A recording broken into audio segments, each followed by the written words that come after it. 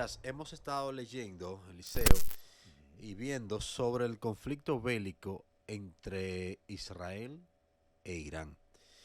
Y el abordaje, comentar sobre este tema, lo dejamos precisamente para hoy, para hacer un Political Te lo explica, obviamente liderado por usted, profesor, para que le expliquemos a la audiencia en contexto sobre este conflicto bélico, sus posibles consecuencias que incluso pudieran de alguna manera hasta tocarnos a nosotros de manera indirecta.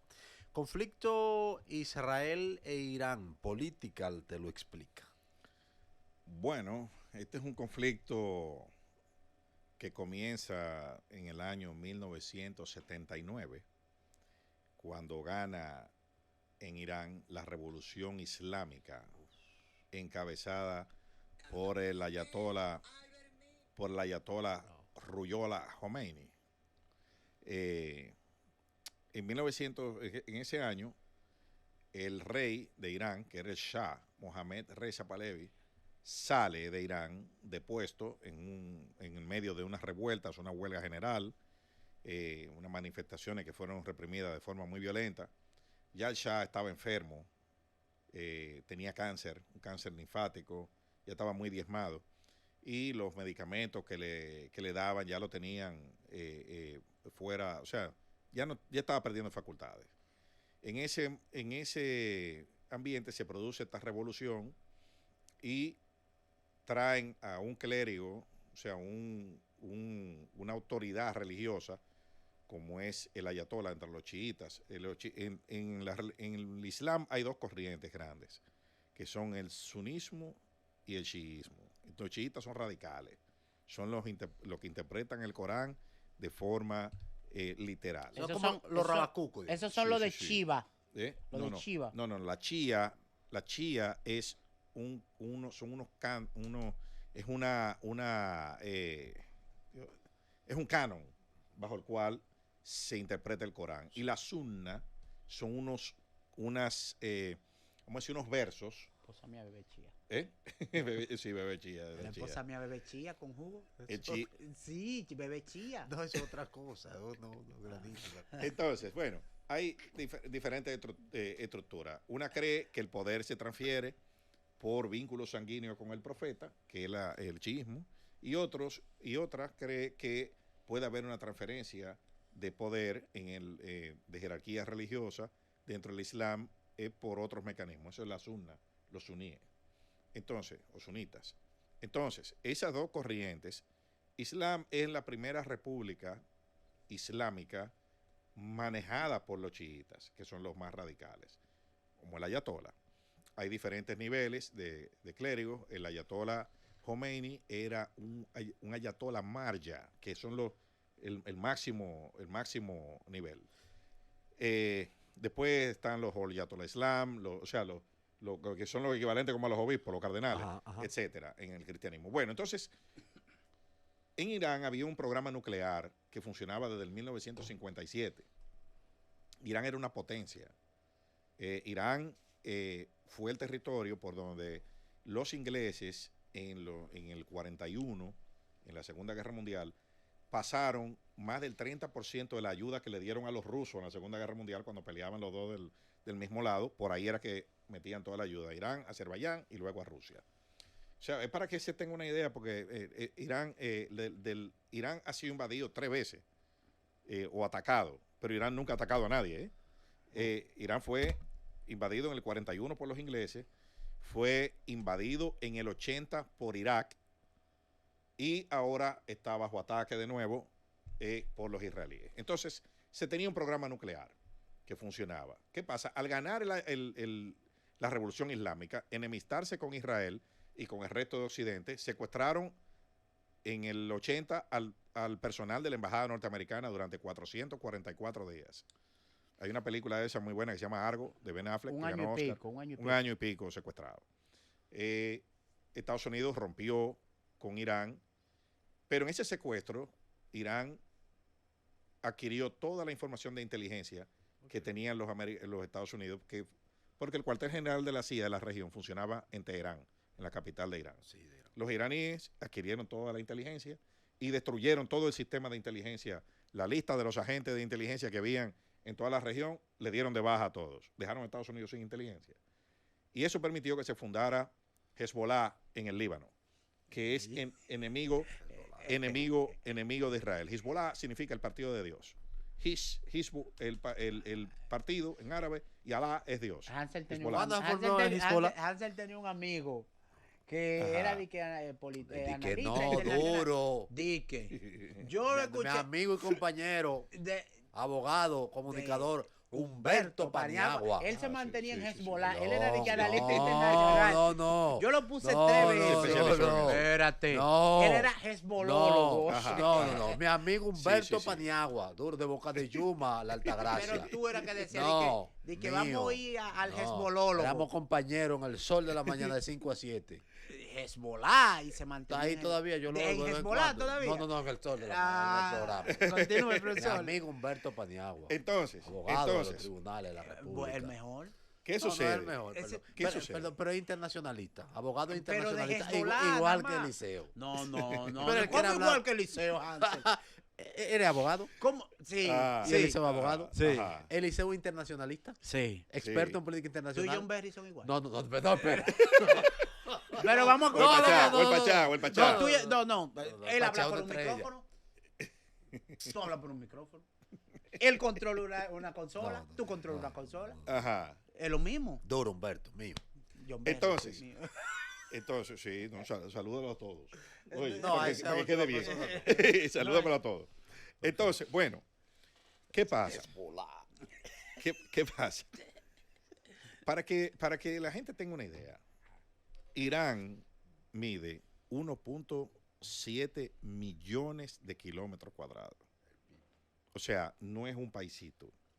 Hay 90 millones de habitantes en Irán. Teherán, que es su capital, tiene casi 10 millones de habitantes, que es la población, casi la población de la República Dominicana está en la capital, de Irán, que es Teherán. ¿Qué Teherán? Entonces, estamos hablando de que Israel, que es un paísito de 40.000 kilómetros cuadrados, más chiquito que nosotros, y 7 millones de habitantes, está atacando a un monstruo como Irán. Pero, entonces, el programa nuclear, que es lo que es, el motivo de este ataque israelí. Irán tiene, como dije antes, tiene un programa nuclear desde los años 50. Cuando se produce la revolución islámica, que rompen con el exterior, ese programa pasa a la clandestinidad. Y Occidente, o sea, Estados Unidos, los países europeos, los aliados, se quedan sin ningún tipo de información de lo que están haciendo los iraníes hasta el año, entrado ya el siglo XXI, antes 2003, 2004, por ahí, no se sabía lo que habían hecho los iraníes, que cuando comienzan a conversar de nuevo y se hace público que Irán está enriqueciendo uranio. ¿Qué es lo que pasa con el uranio? El uranio es un mineral que tiene una cantidad de isótopos. ¿Qué es un isótopo? Un isótopo... Los oídos. No es para limpiarse los oídos. Okay. Un isótopo es un elemento dentro o una proporción de un elemento que tiene una composición atómica diferente. O sea, la materia tiene moléculas positivas, negativas y neutras, protones, electrones, neutrones. Los isótopos tienen una mayor cantidad de neutrones y son compuestos inestables que cuando se reaccionan, liberan energía. El uranio, en su composición natural, tiene menos de un 1% de isótopo. Ahora, si se somete a procesos, por ejemplo, si se lleva un 10% por centrifugado y otro proceso físico-químico, si se lleva un 10%, emite tanta radiación que se puede utilizar para hacer energía. Con eso es combustible nuclear para las plantas nucleares. Si se lleva a un 20 o un 30% de isótopos, se usa para fines de radiación. ¿Y todo eso hay que hacerlo para no medicina. Comprar 2 galones de gasolina? No. Es una fuente de energía inagotable. Yo voy y compro 2 galones. Es una fuente. Y el uranio, el isótopo. ¿Qué dice con todo eso? Y dame 2 galones. Eso es infinito. Para que tú tengas una idea, un submarino nuclear tenía que salir a la superficie cada X cantidad de horas a repostar combustible. Un submarino, a echar combustible, un submarino diésel o de fuel oil. Un submarino nuclear puede durar 6 meses sumergido. De isótopo. ¿Por qué tan peleando? O sea que si yo le echo isótopo al carro mío puede durar 6 meses. ¿Por qué están peleando? Entonces, ¿por qué están peleando? Porque Irán ha estado en el proceso de enriquecer uranio, como expliqué. Cuando usted enriquece el uranio hasta un 90%, adquiere la potencia que se requiere para producir armas. Sí.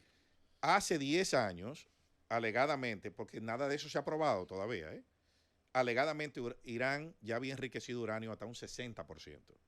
Hace 10 años.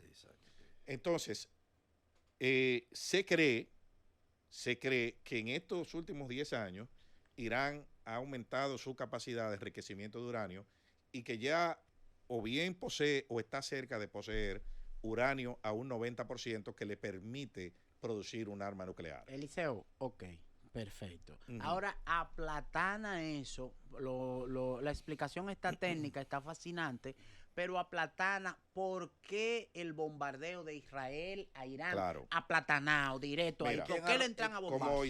¿Y quién arrancó? Como Israel e Irán son enemigos, exacto.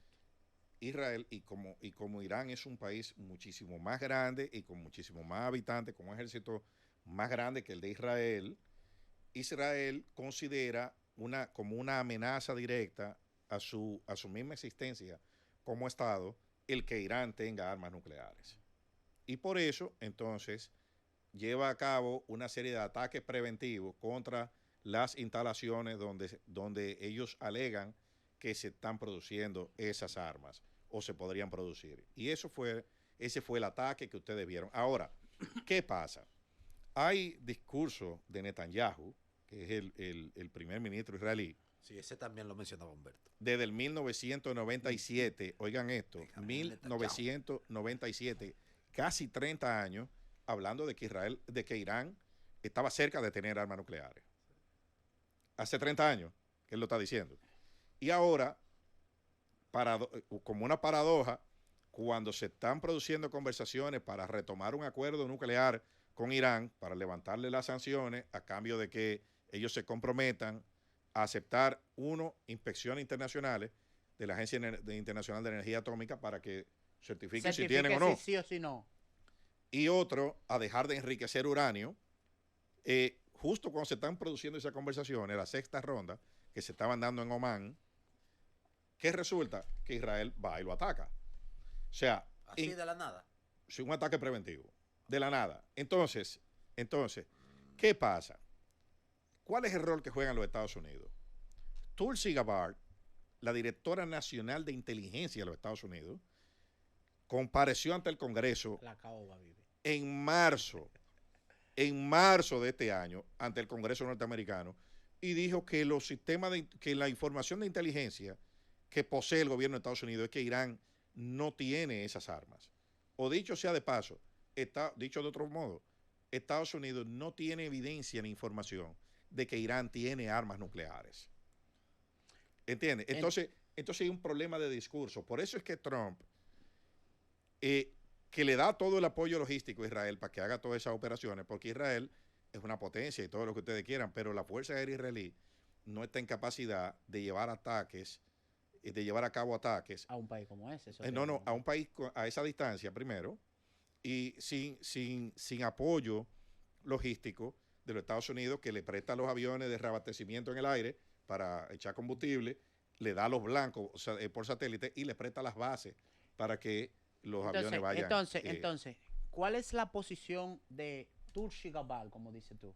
No, Tulsi Gabbard lo que dice es que la comunidad de inteligencia de Estados Unidos no tiene informe de que haya. Entonces, una clara evidencia de que Donald Trump o está actuando a lo loco, de manera literal, porque si la secretaria, si la jefa de inteligencia, si el DNI de allá dice que no hay evidencia. Le dijo al Congreso que no hay evidencia. Entonces el presidente. O ella mintió. Exacto, ahí va. Esa es la otra posibilidad.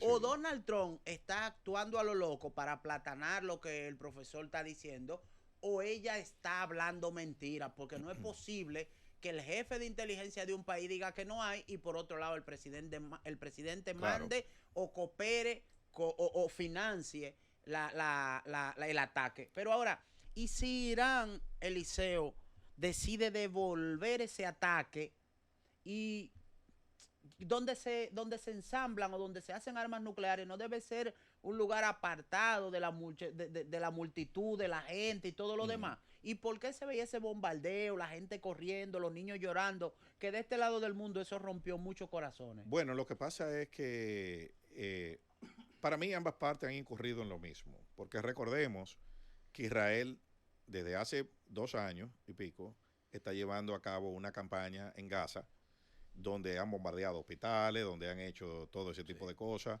donde muchos civiles han perdido la vida. Entonces, en principio los blancos son militares.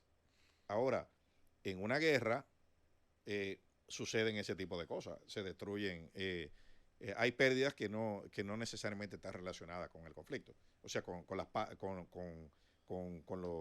instalaciones militares y demás. Ahora, ahí hay un problema de discurso de la comunidad internacional, porque fíjense que todo el mundo, ante lo que ha ocurrido en Gaza, todo el mundo ha optado por no mirar para allá, o la respuesta ha sido tímida. El sistema internacional de respuesta ante este tipo de cosas se ha quedado sin herramientas, esa es la verdad. La ONU no ha podido hacer nada. Incluso ha perdido personal ahí, que gente que ha ido a dar asistencia ha resultado víctima de ataques en Gaza. Entonces, ¿qué pasa? Que con esa contradicción que hay de si tienen armas o no, recordemos que Colin Powell, ido ya de este mundo, cuando Estados Unidos produjo la segunda invasión a Irak, ¿cuál era el argumento? Que habían armas de destrucción masiva. Esas armas nunca aparecieron. Nunca aparecieron. Entonces, la disyuntiva ahora es si existen esas armas o no y hasta dónde, con ataques aéreos, sin meter un ejército de tierra ahí, que es imposible. O sea, señores, meter un ejército de tierra en Irán es imposible. Primero, por el tamaño del país y segundo, por la composición geográfica de Irán. ¿En qué puede parar esto? Irán tiene 2 cadenas montañosas, los Montes Sagros, que es la que está al oeste, y 2 desiertos, que son 2 de los desiertos más áridos del mundo. O sea, es un país con esa característica. Es un país étnicamente muy diverso. Yo sé que hay mucho desconocimiento de este lado del mundo. Por ejemplo, se cree que ahí no hay libertad religiosa. Es mentira. En Irán hay cristianos, hay zoroastristas, hay muchísimas corrientes religiosas que conviven. Y está garantizado incluso la libertad religiosa en la constitución iraní. O sea que no es como dicen que a los cristianos lo matan. Eso es mentira. Eso no es así. Son exageraciones. Entonces, ¿en qué puede parar esto? Exacto. Esto es una guerra sui generis, una guerra por misiles. Eso no se había visto nunca. Una guerra donde nada más se atacan por la vía aérea. ¿Qué puede parar esto? Israel no tiene, cuesta más o menos $300 millones diarios en la defensa antimisiles. Entre 300, la defensa. Ajá, ¿Y la ofensiva? No, eso es incalculable. Solamente interceptar los misiles que manda Irán cuesta entre 300 y 350 millones de dólares diarios. Sumado a la parálisis económica, Israel está parado. No hay escuela, no hay trabajo, porque están viviendo en búnker, en una vida subterránea. El estado entero, el país entero. Todo el país. Cuando apagan las alarmas, la gente va, hace lo que tiene que hacer y vuelve otra vez. Con las alarmas, yo escuché el corredero, esa alarma la vaina. Tregua la alarma es anuncio de que van a bombardear. Cuando se dispara un misil, ya la tecnología permite saber cuando Irán disparó un misil y entonces ya saben que calculan el tiempo de impacto por la velocidad que lleva. Miren, en 1 hora van a empezar a caer los misiles. Entonces se organiza, tocan las alarmas, la gente sale corriendo y se esconde. Los misiles, Israel tiene un sistema de protección antimisiles, que es la famosa cúpula de hierro, que es un conjunto de sistemas que funciona a diferente altura. para interceptar los misiles. Hay misiles de esos que salen de la atmósfera y van al espacio y caen entonces en picada. Hay misiles de diferentes tipos de velocidad, hay misiles balísticos, hay misiles cruceros, hay misiles que son de racimo, o sea, hay muchísimos tipos de armas con los que lo están atacando. Y obviamente, algunos caen, y cuando caen en centros urbanos, producen mucho daño. Y esas son las imágenes que estamos viendo. Básicamente lo que son de racimo. Lo que cluster bombs se llama. Lo que dispersan, esos son los que lo que pasa es que hay diferentes tipos de misiles. Por ejemplo, el misil crucero es una sola estructura. Es una bomba con un motor. Un proyectil, un motor, un solo cuerpo, que tiene una cabeza explosiva, que dan el impacto. Ahora, hay misiles balísticos, que son los que tienen municiones en su parte superior. Cuando llegan a un blanco X, esas municiones salen apuntadas a diferentes blancos. Y entonces ahí impactan de forma independiente en cada uno de esos blancos. Y eso es letal. Obviamente, Irán tenía tenía una capacidad que, a mi juicio, Israel había subestimado.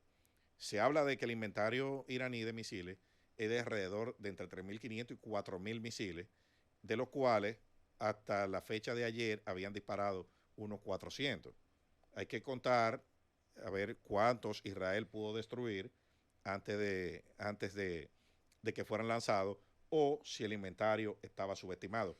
Pero, y yo sé que estamos un poco escaso de tiempo, pero hay que remontarse, no se puede dejar de mencionar el hecho de que el presidente Trump estuvo hace poco menos de un mes en la península arábica. Antes de Trump llegar a Omán, Arabia Saudita, a Qatar, de donde fue que le regalaron el avión, no sé si ustedes recuerdan eso que fue en estos días. Antes del presidente Trump llegar allí, el presidente Trump dejó sin efecto la operación de bombardeo a Yemen. Yemen es un país satélite de Irán, o sea, en términos militares, y Trump y los generales norteamericanos, hay un reportaje muy bueno de eso en el New York Times, donde Trump decía que él vio, citándolo textualmente, vi a un enemigo con mucho valor que estaba dispuesto a lo que sea. Nosotros subestimamos la capacidad de ese enemigo.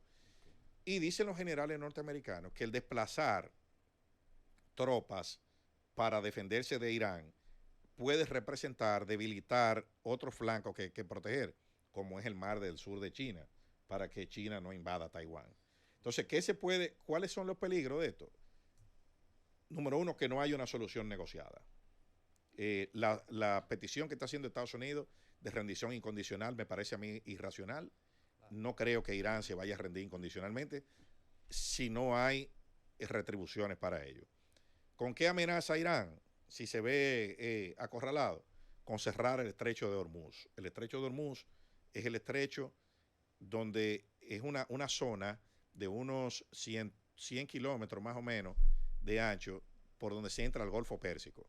Por el estrecho de Hormuz sale el 20% del petróleo del mundo. Circula por ahí. O sea, que ahí entonces caería el impacto a nosotros. Claro, el petróleo ha subido $15 en su cotización en los últimos 18 días. Si cierran el estrecho de Hormuz, fácilmente sí, claro, eso impacta. El petróleo se dispara arriba de la barrera de los $100. Ya está en $75. Por encima de $70 es una señal de ya comienza a traer problemas en las economías grandes. Por eso es que la Fed, la Reserva Federal de Estados Unidos, se muestra cautelosa para bajar los tipos de interés. Porque con estas amenazas que hay de un posible precio del petróleo disparándose, si ese conflicto se sale de control, es imprudente tomar medidas para relajar los controles monetarios. Wow, qué difícil. Gracias, profesor. Political.